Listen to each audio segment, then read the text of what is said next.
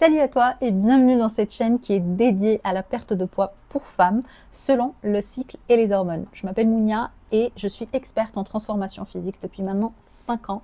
Je suis ici dans cette chaîne parce que j'ai une mission, celle vraiment de promouvoir la perte de poids, de dire qu'il n'est jamais trop tard pour perdre du poids, pour perdre du gras, quel que soit ton âge, d'accord?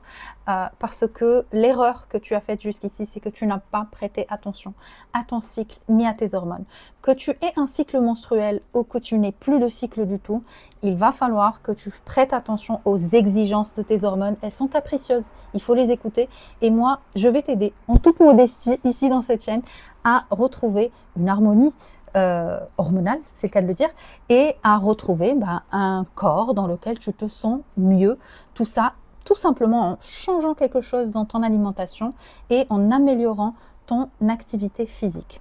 Si tu fais déjà du sport, tu vas devoir adapter ton activité physique à tes hormones, d'accord, et à tes cycles.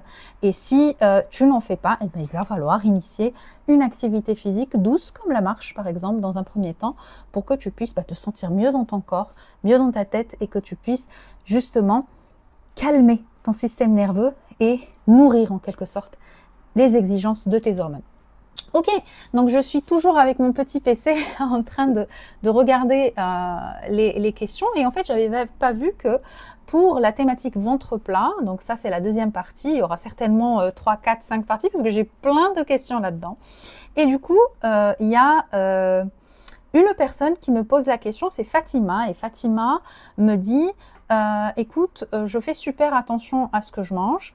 Je m'entraîne souvent, 3-4 fois par semaine, et pourtant j'ai toujours un ventre gonflé, pourtant je mange beaucoup de légumes et beaucoup de salades. C'est peut-être ça le problème, Fatima. Ok, merci pour ta question. Donc là, concrètement, Fatima, elle est en train de nous dire qu'elle mange beaucoup de salades, beaucoup de légumes, qu'elle s'entraîne 3-4 fois par semaine. Je ne sais pas quel genre d'entraînement elle fait, elle ne l'a pas précisé, mais on va partir sur... je pense qu'entre 30 et 45 minutes, ça devrait refléter la réalité des choses. Et elle dit qu'elle a toujours un ventre gonflé. Alors la première chose à savoir, Fatima, il y a quelque chose qui s'appelle les FODMAPs. Je ne sais pas si vous en avez déjà entendu parler, les filles, mais les FODMAPs, c'est super important de les connaître.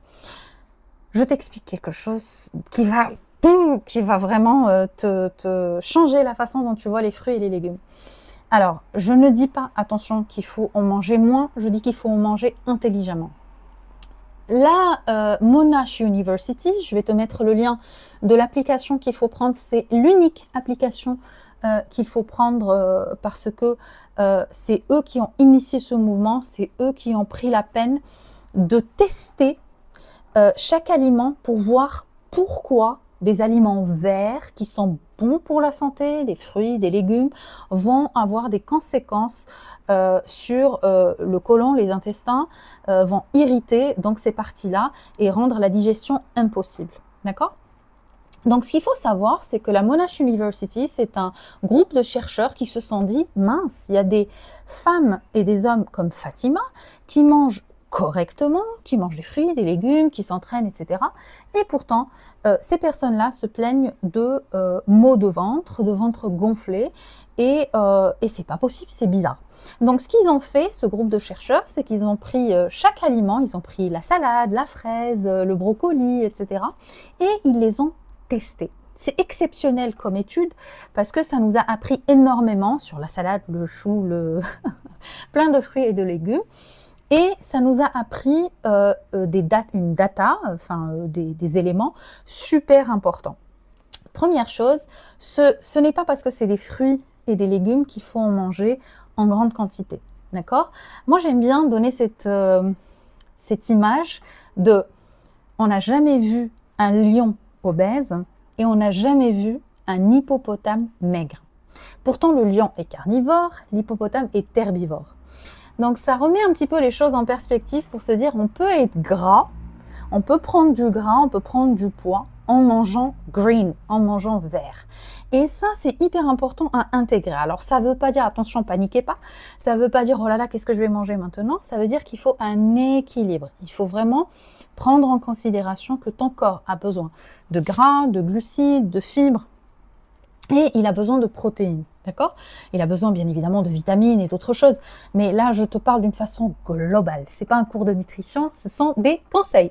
Maintenant, si on prend l'exemple par exemple du brocoli, qui est très très bon pour la santé et qui d'ailleurs contient des protéines, tu vas te rendre compte, si tu vas sur la Monash University, que le brocoli, la tête de brocoli, contient un certain nombre de fibres et une certaine complexité dans ces fibres qui vont oui ou non impacter le côlon ou pas. Et en fait, la racine va contenir justement des fibres qui sont beaucoup plus complexes et qui risqueraient d'irriter le côlon. Et dans les deux cas de figure, que ça soit le côté tête de brocoli ou le côté racine de brocoli, la quantité va jouer un rôle exceptionnel. Et aussi l'association du brocoli. Avec quoi tu le manges? Est-ce que tu manges ton brocoli avec du pain? Est-ce que tu le manges avec de la pomme de terre? Est-ce que tu le manges avec du riz? Voilà, ça va dépendre de plein de choses comme ça. Et ce qui est super intéressant dans les FODMAPs, je sais que moi dans ma communauté, je fais souvent des expériences avec les filles et je te le dis, elles sont pas du tout ravies quand je leur dis ça parce qu'elles me disent ouais, on va pas tester tous les aliments. Mais c'est intéressant, je trouve, de faire ce qu'on fait dans ma communauté, l'Académie Fitmensique. On crée une liste, écoute bien, des aliments que nous aimons et qui nous aiment en retour. Hyper intéressant comme perspective parce que, imaginons, je te donne un exemple concret. Moi, j'adore les cerises. J'adore les cerises, c'est mon fruit préféré depuis que je suis petite. Même l'odeur de la cerise, ça me rend dingue, d'accord? Le problème, c'est que depuis que je sais que les FODMAPs existent, et que je me suis renseignée sur la cerise, je me suis rendu compte d'une chose, c'est que si moi, Mounia, je mange plus de 2 ou 3 cerises, je sais ce que tu vas dire, c'est ridicule, c'est même pas la peine, je suis d'accord. Mais si je mange plus de 2 ou 3 cerises, d'accord, je vais gonfler, je vais avoir mal au ventre, je vais mal les digérer et ça va être un carnage pas possible.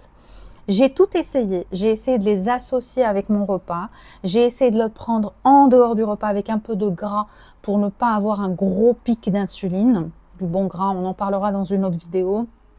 D'ailleurs, entre parenthèses, ça s'appelle les naked carbs, donc les glucides nus. Et on ne peut pas prendre un corps qui contient des glucides, comme une banane par exemple, toute seule comme ça va faire un trop gros impact en glycémie. Donc du coup, on est obligé de coat it, de la couvrir avec une couche de gras, bonne pour la santé. Donc on en reparlera dans une autre vidéo.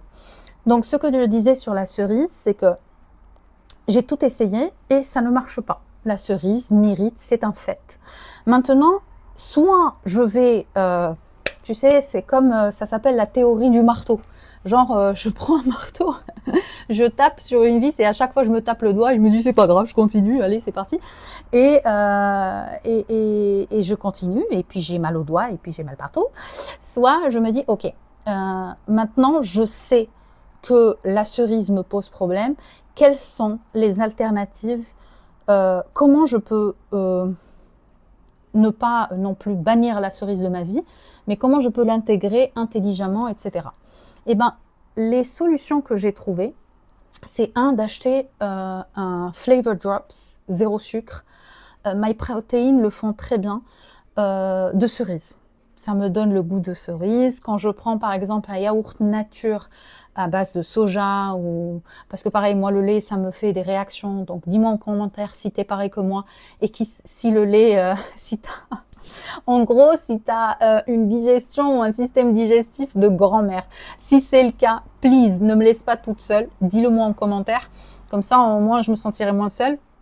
Donc, je prends les Flavor Drops 0 sucre. MyProtein le font super bien. Elles ne sont pas bio, mais je trouve que MyProtein sont une marque qui existe depuis très très longtemps et je n'ai jamais encore vu une étude qui condamne un produit ou qui dit ah bah tiens on a utilisé je sais pas moi les Flavor Drops ou tel ou tel produit et on a eu des gros problèmes de santé, etc. Super intéressante perspective. Je suis pas du tout affiliée avec MyProtein, mais je cite simplement les Flavor Drops qui sont intéressants. Ok, Donc, ce que j'ai trouvé comme solution, c'est ça, c'est les Flavor Drops. Donc, quand je prends un yaourt à base de soja ou quoi, je vais mettre mes Flavor Drops dedans et ça va avoir un goût de cerise, je vais kiffer. Tu vas me dire pourquoi tu n'achètes pas un yaourt soja goût cerise directement? Parce que ça m'explose le ventre tout simplement. Ça ne me... Enfin, j'en mange et puis je regrette et je me sens pas bien et je vois pas l'intérêt en fait. Je pense qu'avec le temps et avec l'âge, j'ai 39 ans aujourd'hui, mais avec l'âge, on se dit, bon, bah, je vais arrêter de me battre contre mon corps et je vais essayer de collaborer pour essayer de trouver un terrain d'entente. Ok. Donc, ce que j'ai trouvé, c'est ça, c'est le Flavor Drops. Ensuite, quand je prends, par exemple, une mousse au chocolat faite maison, ou quand je mange un gâteau ou quelque chose comme ça, je vais me mettre de la chantilly, parce que oui, je mange de la chantilly. Et puis, je vais mettre deux cerises par-dessus. Ça va me permettre d'avoir, de manger mes cerises sans pour autant impacter mes intestins. Et c'est de là où je te dis, donc tu vois, j'ai trouvé quelques solutions palliatives, et c'est là où je te dis, c'est dans ma liste. La cerise fait partie des aliments que j'aime, mais qui ne m'aiment pas en retour.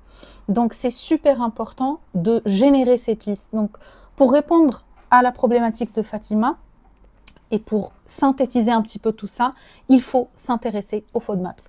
Parce que les FODMAPs vont vraiment te sortir d'un cycle vicieux qui t'empêche en fait de voir des résultats, dans lequel, comme dit Fatima, mange des salades, des fruits, des légumes, etc., ne voit aucun résultat, ça s'empire parce que le ventre continue à gonfler.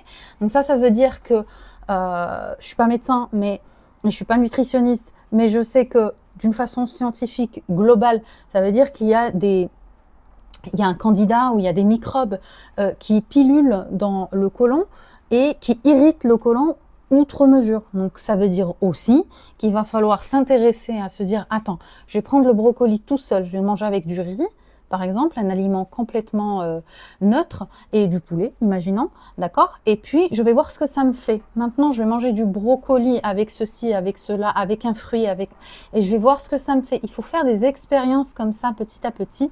Tu vas comprendre comment tu fonctionnes, et tu vas pouvoir établir, comme dans l'Académie Fitment Cycle, une liste des aliments que tu aimes et qui t'aiment ou pas en retour. En tout cas, tu ne peux pas vivre ta vie en continuant à être en conflit avec tes hormones et avec ton corps. Il va falloir que tu trouves un terrain d'entente, que tu puisses communiquer avec tes hormones, que tu puisses communiquer avec ton corps et que tu puisses avoir déclenché les résultats que tu veux. Imagine pour un instant que tu puisses enfin pouvoir avoir des résultats avec cette liste des aliments que tu aimes et qui t'aiment en retour, et que tu puisses enfin manger sans te dire, oh là là, après je vais être malade, je vais être pas bien.